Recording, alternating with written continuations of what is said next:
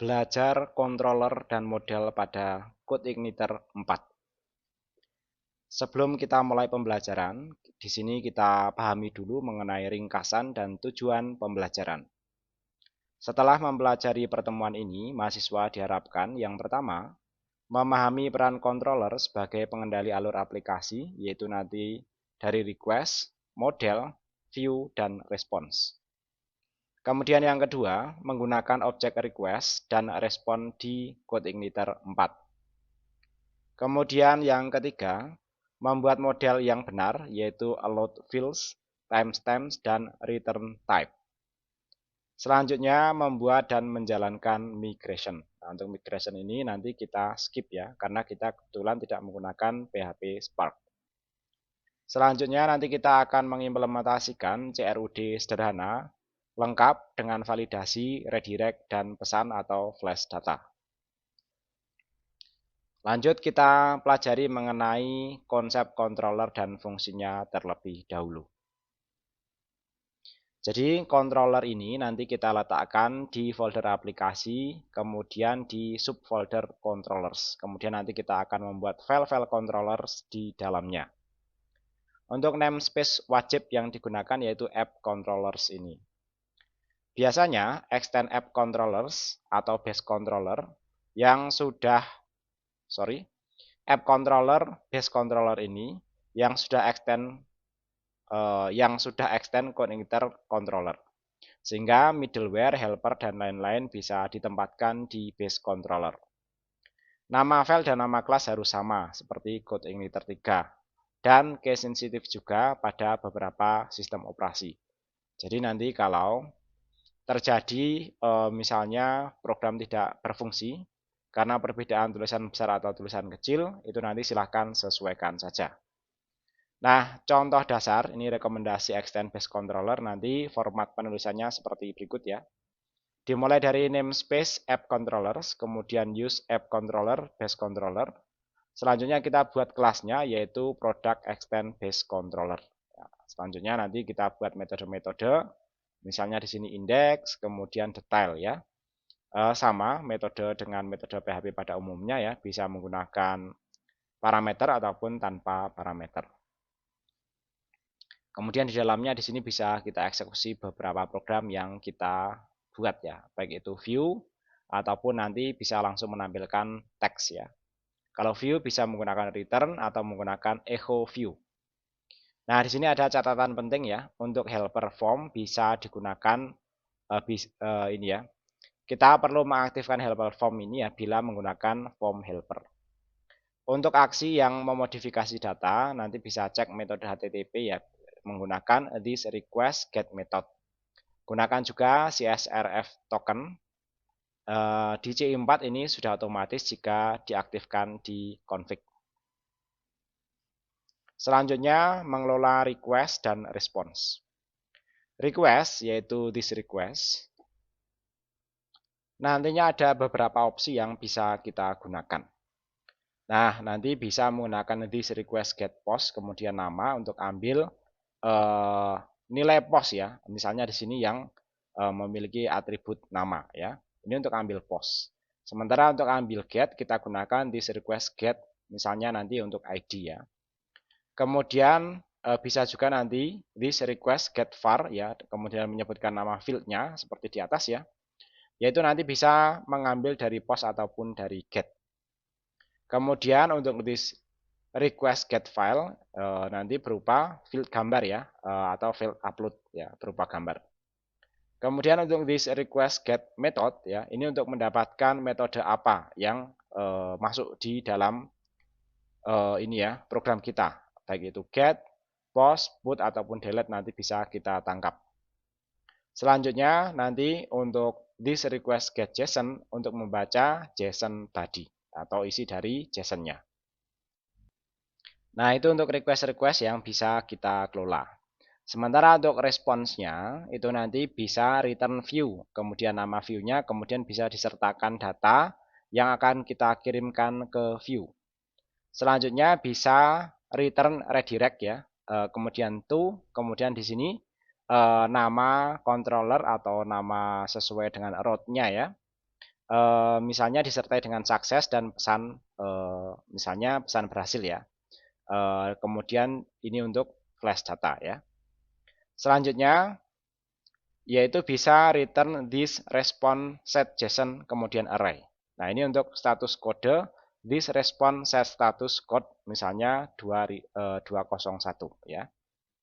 Nah, selanjutnya untuk header dan download bisa menggunakan ini ya.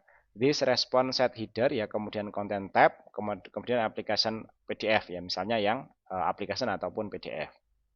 Kemudian bisa juga return this response download ya, kemudian sebutkan path-nya, kemudian untuk parameter berikutnya bisa diisi dengan 0.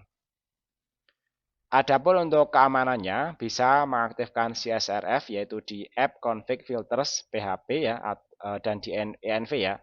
Tapi di CI4 sebenarnya di sini kurang mendukung. Kemudian untuk escape output di view kita gunakan ESC seperti ini ya, atau tanda tanya ESC kemudian sebutkan variabelnya. Nah, adapun untuk model ya, tadi untuk controller ya. Untuk model nanti kita bisa membuatnya di app models ya, di folder models ya. Kemudian misalnya kita membuat produk model ya. Nah, nanti untuk model disarankan nanti masing-masing filenya ya mengandung kata model ya. Kalau saya sendiri biasanya menggunakan kata M ya. Untuk membedakan antara model, view, dan controller. Sementara untuk controller saya biasanya menggunakan langsung saja. Misalnya kalau produk ya produk saja. Sementara untuk model dan view saya tambahkan misalnya kalau saya ya lebih suka menggunakan prefix ya atau bagian depannya saya tambahkan selalu huruf V. Itu kalau view. Kalau model selalu saya tambahkan dengan huruf M ya. M produk seperti itu atau produk model seperti ini. Nah, nanti untuk model ya akan selalu menggunakan namespace app models ya dan selalu menggunakan use code igniter /model. Adapun untuk kelasnya ya pastikan nanti nama kelasnya sama dengan nama filenya. Ini akan selalu extend ya atau perluasan dari model. Kemudian di dalamnya kita bisa membuat beberapa variabel yang kita butuhkan, misalnya tabel protected tabel ya, kemudian diisi dengan produk, primary key-nya ID, return type-nya array ya. Kemudian use soft delete false ya. Ini jika di set true ya, jika kita ingin mengaktifkan soft delete-nya. Jadi nanti penghapusannya tidak dihapus secara langsung ya, tapi nanti disimpan sebagai file terdelete ya. Kemudian allowed files ya, misalnya nanti ada nama produk, harga, stok, dan keterangan. Adapun untuk timestamp ya nanti bisa menggunakan use timestamp, kemudian create file ya. Kapan field itu dibuat, kemudian update kapan diupdate, kemudian kapan di delete ya.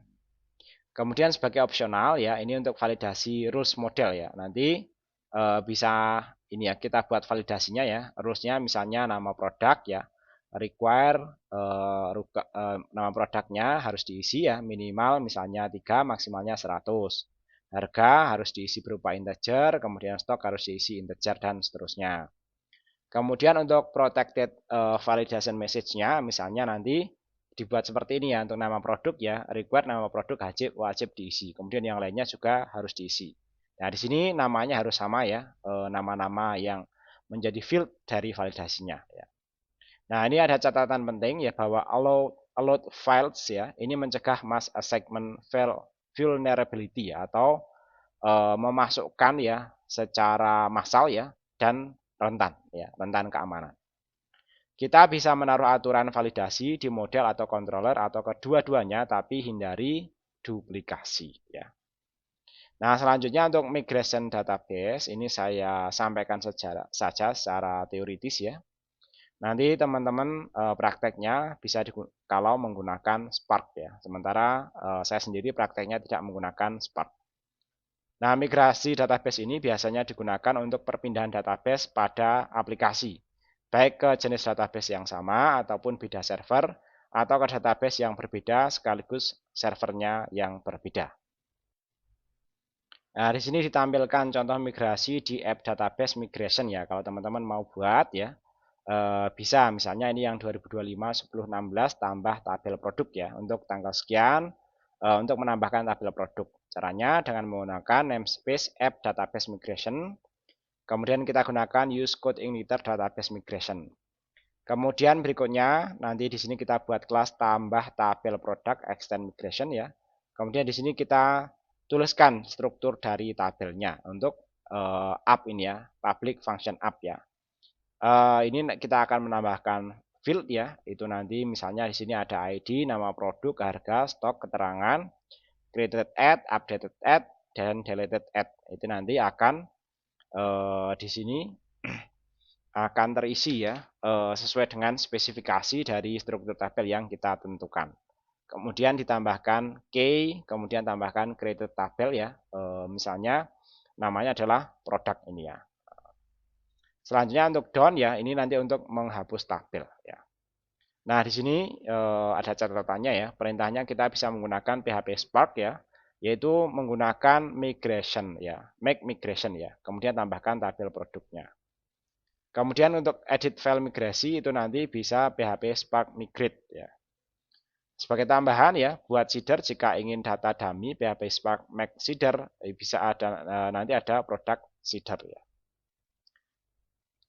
Nah, selanjutnya untuk pembelajaran yang lebih aplikatif, kita akan membuat aplikasi web CRUD sederhana. Dalam praktek pembuatan aplikasi web CRUD, kita dapat menggunakan proyek sebelumnya yang sudah dipersiapkan beserta library dan hal-hal yang kita butuhkan. Ya, ada konfigurasi ya. Di proyek terakhir kita ada sejumlah konfigurasi yang sudah kita lakukan. Namun sebelum memulai langkah-langkah berikutnya, jangan lupa untuk melakukan konfigurasi dasar lagi, minimal di base URL lah ya, dan nanti yang ada di app config app PHP ini ya, agar sesuai dengan nama folder proyek baru yang akan dikerjakan. Nah, nanti kita siapkan proyeknya ya, seperti biasa, saya menggunakan Laragon ya, kemudian saya masuk ke directory proyek ya, saya masuk ke sini ya. Kemudian terakhir karena kita menggunakan yang proyek keempat ini menggunakan Bootstrap ya, kita siapkan, kita copy, kemudian nanti kita akan jadikan sebagai proyek yang kelima yaitu aplikasi CRUD. Sambil menunggu proses kopinya ya. Di sini sekaligus nanti kita akan mempelajari bagaimana membuat template khusus ya yang menggunakan C4. Sementara kemarin sebelumnya kita sudah mempelajari bagaimana membuat template ya dengan cara konvensional ya, yaitu meload file-file template-nya satu persatu ya. Nah, pada praktek kali ini kita akan sekaligus mempelajari membuat template dengan C4 yang lebih praktis ya, atau yang menggunakan fitur dari C4 itu sendiri. Nah, langkah pembuatan template ini dimulai dengan membuat folder underscore vlayout ya pada direktori app views kemudian underscore vlayout ini ya. Nah, pembuatan template dilanjutkan dengan membuat file views di vlayout tadi ya, dengan membuat vheader ya, dengan kodenya nanti kurang lebih seperti ini, nanti akan kita bahas beberapa hal ya. Oke, selanjutnya kita buat ini dulu yaitu vlayout ya. Oke, tadi hasil kopinya ya, ini kita rubah dulu ya. Karena ini proyek yang kelima ya. Dan ini proyek CRUD bukan lagi Bootstrap ya, walaupun di sini tetap menggunakan Bootstrap ya, CRUD. Kemudian ini proyek yang ke 5.1 ya. Oke, ini kita buka menggunakan kode editor kita. Di sini saya menggunakan Visual Studio Code.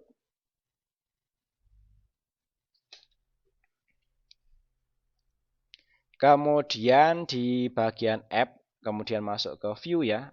Di sini saya membuat sebuah folder ya bernama vlayout ya. Nanti untuk membuat template. Nah, selanjutnya nanti kita buat header PHP ya. Nah, ini header PHP kodenya nanti kurang lebih seperti ini ya. Yaitu vheader ya. Nanti namanya pastikan sesuai ya, vheader ya.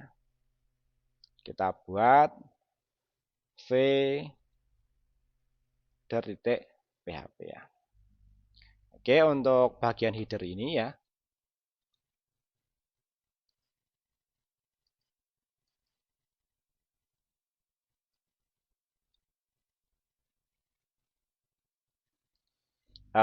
Seperti biasa bagian header ya kita load bootstrap CSS dan load bootstrap JS ya. Kemudian berikutnya ya di sini ya kita ada tambahan untuk style ya, nanti untuk mengatur badinya tingginya 100% ya. Kemudian di sini display flag ya. Kemudian flag duration-nya column.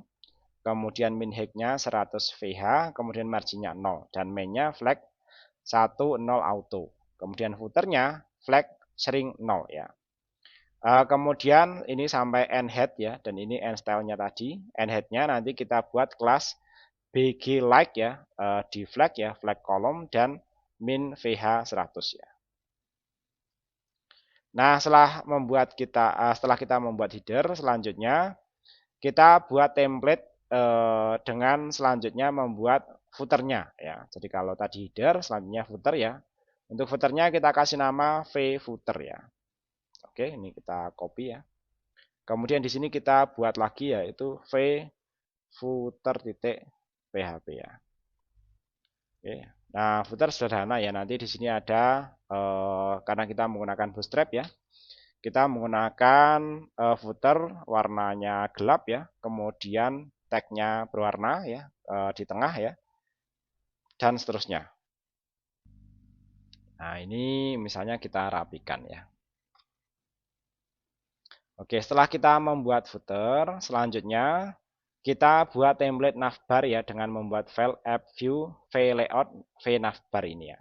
Nah, kita buat navbarnya ini nanti untuk ini ya, navigasi ya. Oke, untuk navigasi ya. Nah, untuk navbar ya kita buat vnavbar.php. Oke, kurang lebih seperti ini. Kita rapikan ya.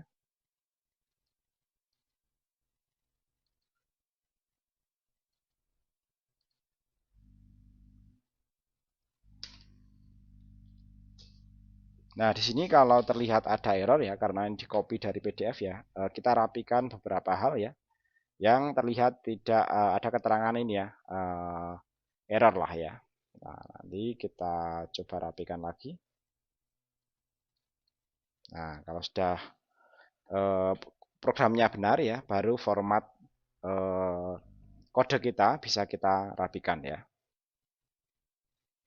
Nah, untuk navbar ya nanti ya ini navigasi ya, nanti ada misalnya home ya, home-nya nanti kita arahkan ke misalnya di sini ke produk ya. Kemudian karena untuk produknya belum ada juga ya, nanti kita arahkan ke produk juga saja. Nanti karena kita belum membuat ya untuk fasilitas-fasilitas yang lainnya ya. Oke, setelah sampai di sini ya navbar sudah kita buat ya. Selanjutnya kita akan membuat ya yaitu ini ya mainnya ya, main PHP-nya yang akan di-load ya di file konten-konten yang akan dibuat nantinya.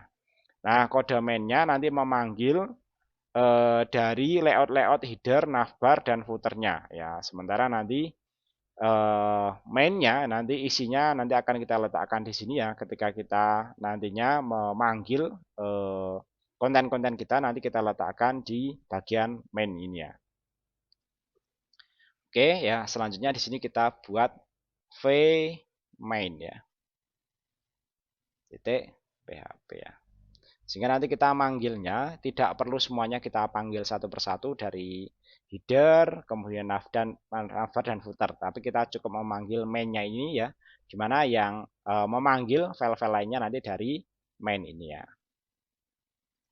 Oke, setelah kita buat mainnya ya, jadi uniknya di fitur templating C4 ya nanti memungkinkan seperti ini ya, kita buat template seperti ini, kemudian nanti kita tinggal panggil ini sekali saja, yaitu mainnya ini ya. Kemudian berikutnya di bawahnya kita tinggal membuat konten-kontennya ya. Nah, untuk kontennya ya nanti kurang lebih seperti berikut ya. Kita mulai dari membuat controller produk ya dengan kode program nanti kurang lebih seperti berikut ya. Oke, kita buat controllernya dulu ya. Dan nanti kita lihat hubungannya antara controller dan model yang sudah kita bahas sebelumnya ya.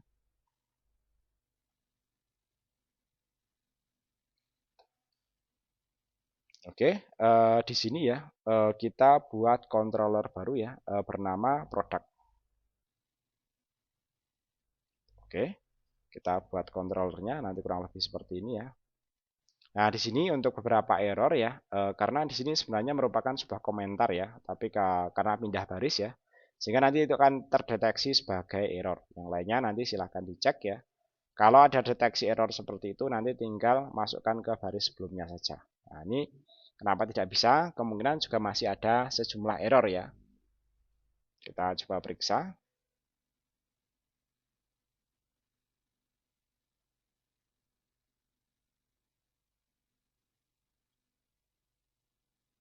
Nah, ini semestinya merupakan anak panah seperti ini ya.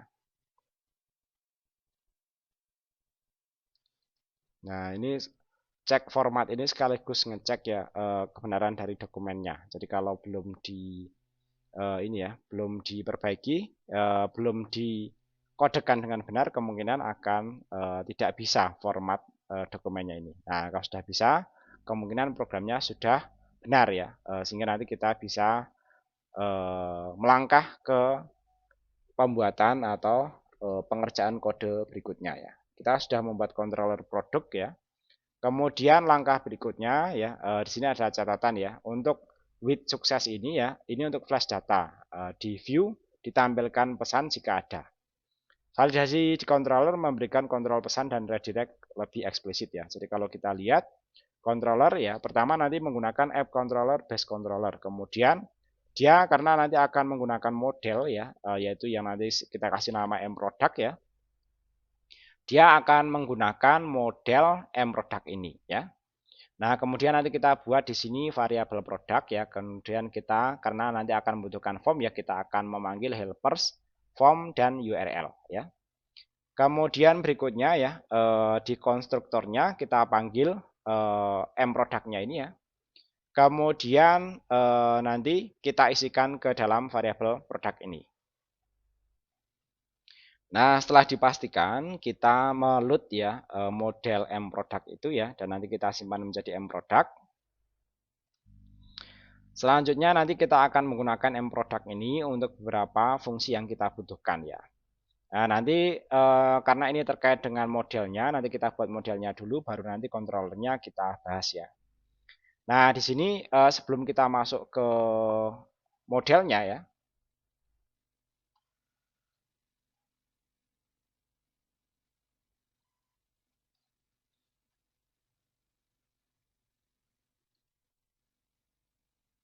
modelnya nanti kita buat seperti ini ya, dibuat di directory app models ya.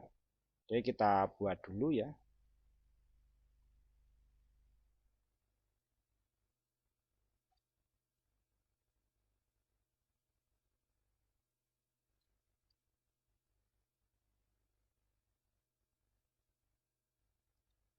Nah, modelnya nanti kita buat di sini ya.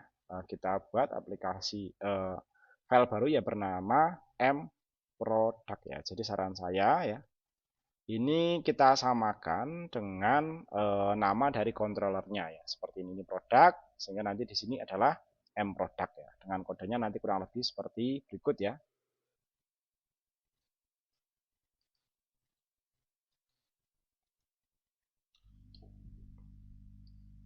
Nah, nanti di sini ya di bagian mProduct ya akan didefinisikan tabelnya dengan tb product ya, kemudian primary key-nya ID dan return type-nya di sini adalah array ya. Kemudian nanti menggunakan timestamp, create field ya, create add ya, dan update field ya, updated add ya. Serta nanti allowed file-nya nanti adalah nama produk, harga, stok, dan keterangan, yaitu field-field ya, yang nanti akan bisa kita gunakan ya, baik itu untuk view, update, ataupun delete ya. Biasanya untuk insert dan update ya. Untuk delete ya nanti dihapus semua dalam satu baris ya. Oke. Selanjutnya ya, setelah kita membuat model ya, kita lanjutkan dengan membuat routernya, jangan lupa ya. Jadi nanti routernya bisa dibuat dengan seperti ini ya. Nah, di sini ada catatan bahwa resource ya akan menghasilkan route sesuai dengan RESTful ya, yaitu nanti bisa membuat ya index, show, new, create, edit, update, dan delete. Pastikan controller mengikuti konvensi metode resource yaitu index, show, new, create, edit, update, dan delete. Ini nanti akan kita pelajari pada pertemuan yang akan datang ya. Tapi ini sebagai pengetahuan dasar dulu, nanti memungkinkan untuk membuat CRUD dengan RESTful seperti ini. Tapi nanti yang kita pakai yang ini dulu ya untuk routingnya ya, yaitu nanti produk indeks produk, kemudian produk tambah untuk form tambah ya, kemudian simpan tambah untuk aksi simpan tambah, kemudian produk edit nanti untuk form edit ya, disertai nanti dengan parameter ya. Kemudian simpan edit ya, itu nanti bisa untuk aksi edit ini ya, dan nanti hapus disertai dengan parameter untuk aksi hapus ya. Nah selanjutnya ya, kita tambahkan dulu routingnya ya, yaitu di app config, kemudian kita masuk ke routes ya, routes ini ya. Nah ini kita buat di sini ya. Nah, seperti ini ya, routing-routingnya. Atau nanti, kalau ini nanti kita pelajari pada video yang akan datang.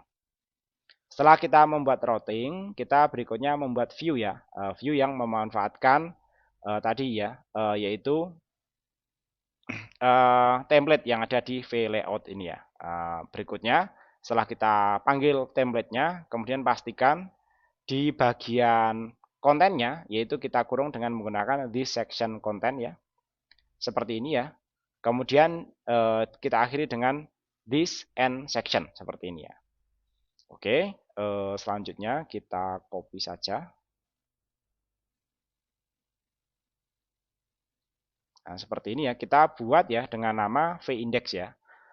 Dan nanti kita letakkan di sini ya, di folder produk ya, atau di folder vproduk ya. Nah, ini kita letakkan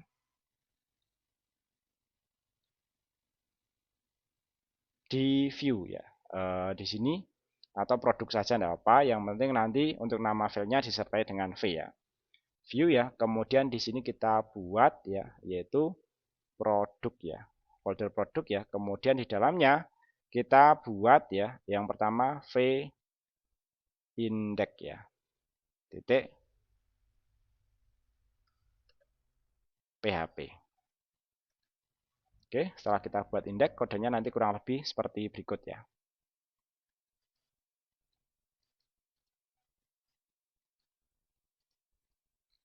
Nah, untuk template-nya tadi sudah kita bahas. Selanjutnya nanti kita di sini ada session untuk get flash data ya. Jika sukses nanti akan ditampilkan pesan suksesnya yang berasal dari controller ya. Kemudian berikutnya ya, di sini ada tombol tambah produk ya. Kalau kita mau menambahkan produk baru yang diarahkan ke produk tambah ya, di controller produk tambah ya, yaitu di sini ya,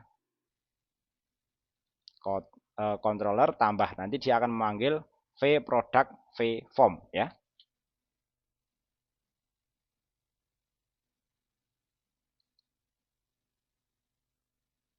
Nah, di sini karena kalau kita lihat ya di controllernya ya, yaitu di produk ya, semua menggunakan vProduct ini, sehingga nanti pastikan di sini nama foldernya juga sesuai ya. Ini bukan produk ya, tapi vProduct ya.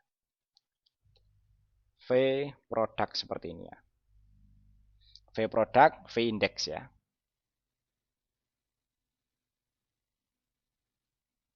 Nah, selanjutnya nanti di sini ada struktur tabel ya, dengan ID, nama, harga, stok, dan aksi ya. Nah, ini TR-nya kurang benar ya. TR-nya sebenarnya semestinya dia ada di sini ya. Kemudian berikutnya ya, kalau kita lihat ya di bagian kalau kita lihat dari produk ya, nah di sini ya, dia di sini ya mengambil data ya, yaitu dari M produk ya, order by ID dan descending ya. Dia memanggil ya semua data yang ada di tabel produk ya, dan diurutkan secara descending ya, dan memanggil semua data ya. Nah, di sini dia akan mengembalikan vProduct vindex ya, disisipkan di sini adalah data yang di load dari database mProduct ya. Kemudian berikutnya, ini mProduct kita tutup dulu ya. Rootnya juga sudah tidak kita edit lagi ya, yaitu tadi ya yang kita sisipkan dari sini ya, data produk ini ya.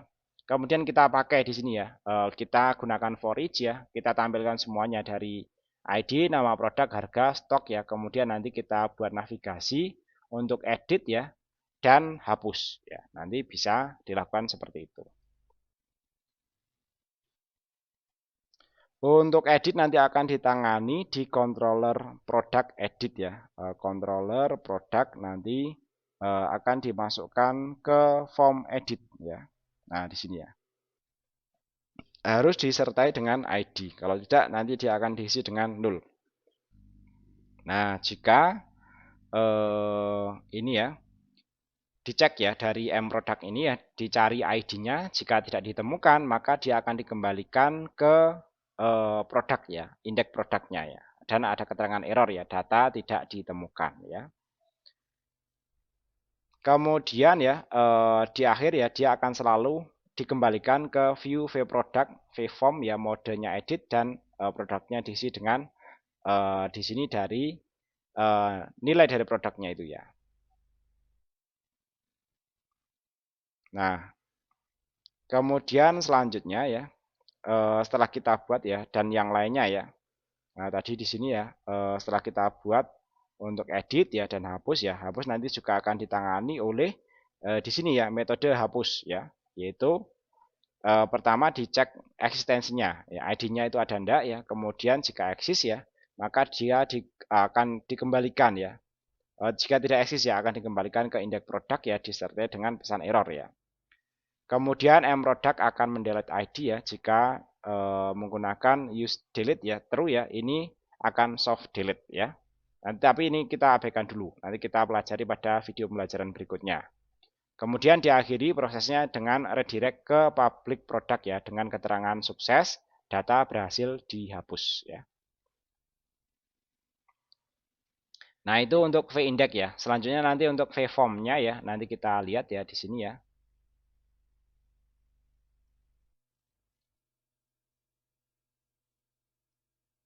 Kita buat satu folder ya. Jadi nanti satu folder dengan vIndex ya di vProduct ya. Nanti di sini kita buat vIndex vForm ya. Form PHP ya. Oke, nanti kurang lebih seperti ini ya. Kita rapikan.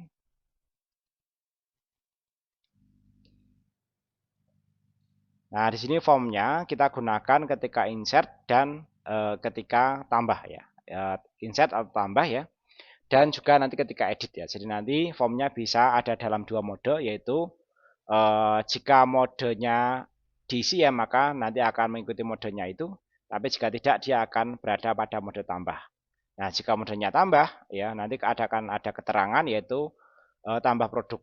Tapi jika tidak nanti akan diisi dengan edit produk ya. Kemudian di sana juga akan ada flash datanya, keterangannya error ya jika tidak ada modenya ya, mode tambah ataupun mode edit ya. Kemudian nanti juga ada alert dangernya ya, jika nanti error, ada keterangan error ya, atau ada pesan error yang dikirim dari controller ya, dengan menangkap variabel ERR ini ya. Kemudian berikutnya di sini ada form-formnya ya, actionnya nanti diarahkan. Kalau mode tambah ya nanti akan diarahkan ke simpan tambah. Tapi kalau bukan mode tambah akan diarahkan ke simpan edit ya, disertai dengan ID dari produknya ya. Kemudian di sini diaktifkan CRS field-nya ya. Dengan berikutnya adalah field-fieldnya yaitu nanti di sini adalah nama produk ya, kemudian harga ya, kemudian di sini ini ya stok ya, kemudian keterangan ya. Yang lainnya nanti formatnya sama ya, selalu seperti ini ya, menggunakan ESC ya. Nilai sebelumnya itu apa ya, kemudian diisikan dengan ke sini ya, yaitu diisi dengan nama produk atau produk nama produknya, diisi dari database-nya yaitu dari controllernya ya, controller yang di sini ada ini ya, key-nya adalah nama produknya itu ya. Kemudian di sini submitnya itu adalah ke ini ya, sesuai dengan actionnya di sini ya. Oke, setelah itu ya kita sudah membuat formnya ya. Kita lanjutkan ke langkah berikutnya, yaitu jangan lupa membuat database-nya ya. Database-nya ya idealnya dibuat dengan fasilitas migrasi database. Namun demikian, karena kali ini kita tidak menggunakan Spark, maka database dapat dibuat dengan perintah SQL atau membuat secara manual dengan editor database. Nah, untuk strukturnya nanti kurang lebih seperti ini ya. Saya demonstrasikan, kita buat secara semi manual ya. Dari sini kita klik database ya. Kemudian kita buka ya. Kemudian kita karena ini demonstrasi ya, kita buat di sini database baru ya. Kita buat baru database ya, yaitu 252 ya. App web misalnya demo ya, seperti ini ya. App web demo ini ya. Kemudian berikutnya dari sini ya, kita klik di sini ya. Kita paste. Ini untuk create database ya. Kita eksekusi ya. Nanti kita akan membuat tabel untuk create tabel ya. Akan membuat tabel bernama TB produk ya, dengan struktur kurang lebih seperti inilah ya. Saya klik ya, eksekusi ya.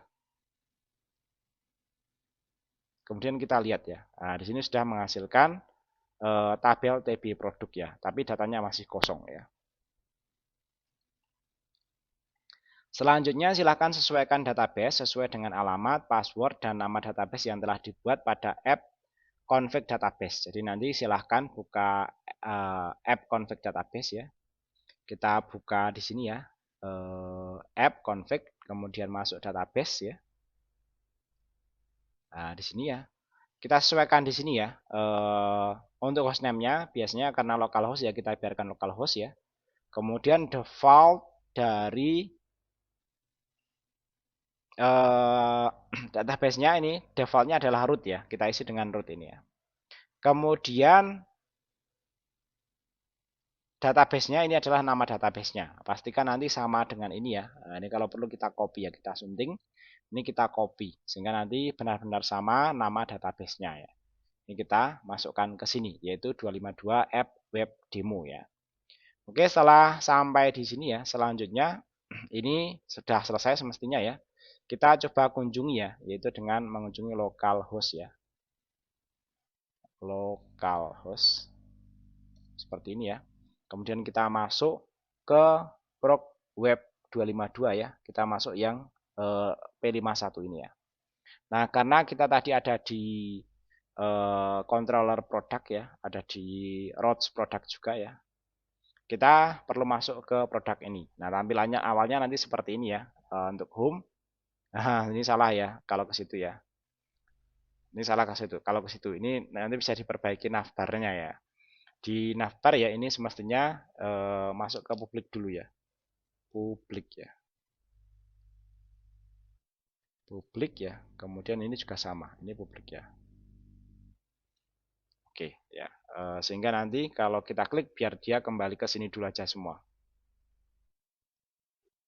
Nah, di sini kalau kita perhatikan ya, untuk base controllernya juga perlu diperbaiki ya. Base controllernya nanti diatur di config app ini ya. Nah, ini perhatikan ya. Ini yaitu di foldernya adalah P5.1 ya. Oke, nanti kurang lebih seperti itu ya. Kemudian yang lainnya pastikan nama foldernya benar-benar sama ya. Ini kan CRUD ya kita. CRUD seperti ini ya. Kemudian kita bisa cek lagi ya. Ini semestinya bisa kita lihat di sini ya. Kita klik ya. Nah, dia kembali ke sini. Ini juga kembali ke sini ya. Selanjutnya kita coba tambahkan data baru ya, yaitu misalnya di sini data barunya karena misalnya toko alat tulis ya, buku tulis kecil ya. Harganya misalnya 5.000. Kemudian stoknya misalnya 25 ya. Dan keterangannya untuk dijual ya. Oke, setelah itu bisa kita klik simpan. Nah, hasil pengisian datanya nanti kurang lebih seperti itu ya. Kita tambahkan misalnya pensil ya. Warna lengkap ya. Misalnya seperti itu. Harganya misalnya 12.000. Stoknya misalnya ada 24 ya. Ini untuk dijual juga. Misalnya seperti itu ya. Ini contoh data sederhana saja. Nah, ini hasil dari editingnya. Dan ini ID-nya ya. Jadi semestinya tidak ID ya. tapi itu merupakan nomor ya. Tapi kali ini kita buat ID dulu saja sebagai contoh yang sederhana ya. Kemudian kita coba edit ya di sini ya. Pensil warna lengkap, misalnya warna-warni kita ubah menjadi situ ya. Seperti ini warna-warni, harganya misalnya menjadi 15.000 ya, stoknya menjadi 25. Kemudian kita coba simpan ya. Nah, di sini sudah berubah menjadi pensil warna-warni ya. Kemudian untuk fungsi hapusnya kita coba hapus ya. Nah, seperti ini. Nah, dia berhasil terhapus ya. Yang lainnya nanti coba bisa dieksplorasi ya. Di sini dalam dokumen yang saya bagikan nanti silahkan teman-teman coba untuk file upload ya. Kemudian soft delete-nya juga bisa dicoba. Kemudian entity digunakan untuk app entities product ya, untuk mengenkapsulasi behavior setiap record. Nah, nanti coba consider juga. Dan pagination. Nah, nanti silahkan dicoba bagaimana teman-teman bisa atau belum ya. Dan nanti juga akan kita bahas pada video-video pembelajaran yang akan datang. Yaitu nanti teman-teman juga perlu belajar dengan JSON API. Ini buat endpoint yang mengembalikan set JSON untuk integrasi front end. Kemudian authorization ya, gunakan filter auto autentikasi untuk membatasi akses root, create, update, delete ya. Nanti itu untuk saran eksplorasi ya. Teman-teman boleh mengerjakan ini, boleh tidak ya. Sementara untuk tugas mandirinya nanti silakan buat CRUD karyawan mirip-mirip dengan tadi ya, tapi dengan spesifikasi dan struktur tabel kurang lebih seperti ini ya. Oke, kurang lebih seperti itu ya. Yang lain-lainnya nanti di sini bisa dibaca dan bisa diikuti instruksinya ya. Adapun untuk video pembelajaran kali ini saya akhiri mengenai controller dan model pada CI4. Mudah-mudahan dipahami dan bermanfaat. Terima kasih.